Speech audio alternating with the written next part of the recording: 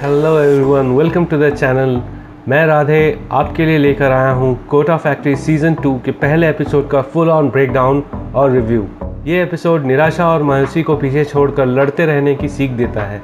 तो चलिए शुरू करते हैं।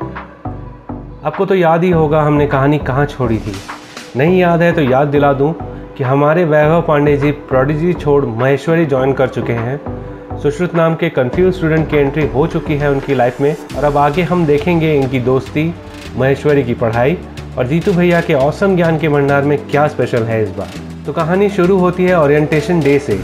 वैभव पांडे तैयार हो रहे हैं अपने ओरिएंटेशन के लिए और यहाँ हमें कुछ सिंबलिज्म भी देखने को मिलता है, जैसे वैभव का प्रोडिजी के यूनिफॉर्म को अलमीरा में बंद करना और महेश्वरी के यूनिफॉर्म में खुद को एक्सेप्ट करना, अपने बैग में प्रोडिजी के स्टडी मटेरियल को न डालकर महेश्वरी की बुक्स डालना थोड़े रिलेक्टेंस के साथ। डायरेक्टर ने इन दो एक्शन से वैभव के मेंटल स्टेट को दर्शाया है, जो नए एनवायरनमेंट में खुद को ढालने की कोशिश कर रहा है और पुराने समय को रिलेक्टेंटली खुद से दूर कर रहा है। सुश्रुत का कैरेक्टर सेंटी है और वैभव के मजाक पे उसका सीरियस हो जाना दर्शाता है कि वो कितनी जल्दी इफेक्ट हो सकता है किसी की बातों और एक्शन से। ओरिएंटेशन प्रोग्राम में घुसते ही सबसे पहले जो नज़ारा हमें दिखता है वो है टॉपर्स के लिए एलोकेटेड सीट्स का, जो डेफिनेटली दिखाता है कि महेश्वरी अपने टॉपर्स को कितना स्पेशल ट्रीट करता है। ओरिएंटेशन के दौरान महेश्वरी सर अपने इंस्टीट्यूशन के सक्सेस रेट को सिर्फ डिस्कस नहीं करते, वो बताते हैं उन सभी नए स्टूडेंट्स को कि एक साल लेट शुरू करने की वजह से उन नए स्टूडेंट्स का फेलियर रेट कितना हाई है। उन्हें इन बच्चों से कोई उम्मीद नहीं है। वो ब्लेटेंटली ये पॉइंट आउट कर देते हैं कि उनमें से कोई भी टॉपर्स की सीट पर नहीं बैठेगा। ये कहीं ना कहीं रिवर्स साइकोलॉजी हो सकती है, मगर सुश्रुत जैसे स्टूडेंट के लिए डिमोरलाइज करने वाली बातें हैं।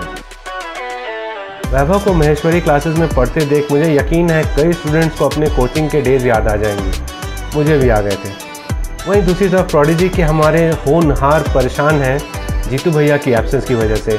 वो जानना चाहते हैं कि क्यों फिजिक्स की क्लासेस नहीं हो रही हैं, जिस पर प्रोडिजी के दीपक सर जीतू भैया पर उल जलूल इल्ज़ाम लगाना शुरू कर देते हैं, जिसका मीना सख्त विरोध करता है। हमारी गैंग परेशान है और यहाँ कुछ हिलेरियस कॉन्वर्सेशंस होती हैं, स्पेशली मीना तो इस सीज़न में छाया हुआ है। आगे बढ़ते हैं। वैभव अपने रूम में बैठ पढ़ाई कर रहा होता है जब सुश्रुत की मम्मी उसे कॉल करती है। हैरान परेशान उसकी मम्मी की बात सुन वैभव भागता है सुश्रुत के कमरे की तरफ और अंदर पहुंच के रोते सूसू से उसकी मम्मी की बात करवाता है। जी हाँ, सूसू सुश्रुत का पेट नेम है। सूसू की लगी पड़ी है हर क्लास में। उसे ना फिजिक्स के न्यूमेरिकल सॉल्व हो रहे हैं, ना केमिस्ट्री के इक्वेशंस बैलेंस हो रहे हैं। वैभव भैया की बातें भी कोई असर नहीं दिखा रही। सूसू की इस डाउटफुल मेंटालिटी को देख सच में बुरा लगता है इस कैरेक्टर और ऐसे अनगिनत स्टूडेंट्स के लिए जो समझ नहीं पाते कि प्रॉब्लम का सॉल्यूशन कहाँ है। खैर, इस समय सुश्रुत वो सवाल पूछता है जिस पे इस एपिसोड का टाइटल बेस्ड है। वो जानना चाहता है कि आईआईटी ही क्यों करनी है। हालांकि उसका सवाल गलत नहीं है, पर उसे इसका जवाब नहीं दिखता है वैभव की बातों में। चलिए अब गैंग की तरफ लौटते हैं और फाइनली मुलाकात करते हैं जीतू भैया से, जिनका हमें बेसब्री से इंतजार था। जीतू भैया परेशान स्टूडेंट्स को आईआईटी प्रिपरेशन का सत्य समझाते हैं, उन्हें फोकस करने को कहते हैं और अपने नए इंस्टीट्यूट की खबर भी देते हैं। फीस ना लगने की बात पे मीना के चेहरे की खुशी देखने लायक है और उसका कॉन्फिडेंस भी, जो कि बाद में प्रोडिजी क्लासेस में जाकर धराशायी हो जाता है। वैभव रिलक्टेंट है सुश्रुत को हेल्प करने के मैटर पे, मगर उसकी मॉम उसे समझाती है और वो मान जाता है। सचिन नेगी, जो कि मोस्ट प्रोबेबली रमन भैया का रोल कर रहे हैं, जो कि एक रिपीटर है और सुश्रुत से पुरानी पहचान रखते हैं, वो भी सुश्रुत से एग्री करते हैं और खुद को आईआईटी मटेरियल नहीं मानते। यहाँ उनकी बातें आई ओपनर की तरह हैं, मगर ये स्टूडेंट पर डिपेंड करता है कि वो उनके फैक्ट्स को चैलेंज की तरह लेता है या गिव अप करने के एक्सक्यूज़ की तरह। ये पूरा एपिसोड कहीं ना कहीं हर स्टूडेंट को चैलेंज करता है, मानो कह रहा हो आ देखे ज़रा किसमें कितना है दम। एक तरफ जीतू भैया के नए क्लासेस के ओपनिंग की तैयारी जोर शोर से चल रही है, वहीं वर्णाली जैसे स्टूडेंट अपने फेलियर्स का दुखड़ा भी लेकर आ रहे हैं। जी हाँ, महेश्वरी से लौटते हुए वैभव की नज़र पड़ती है वर्तिका पे। वो उसे जाकर मिलता है, अपोलोजाइज करता है टच में ना रहने की बात को लेकर, पर इससे पहले वर्तिका उसे समझा सके एंट्री होती है उदय, मीना और मीनल की। तीनों से सूसू की पहचान करवाने के बाद वैभव को उनके आने का असली मकसद पता चलता है। उसे जीतू भैया के इंस्टीट्यूट के बारे में पता चलता है और सारे के सारे जीतू भैया के इंस्टीट्यूट जाते हैं उनसे मिलने के लिए। जीतू भैया के पास पहुंचे इन सबको एक नई सीख मिलती है।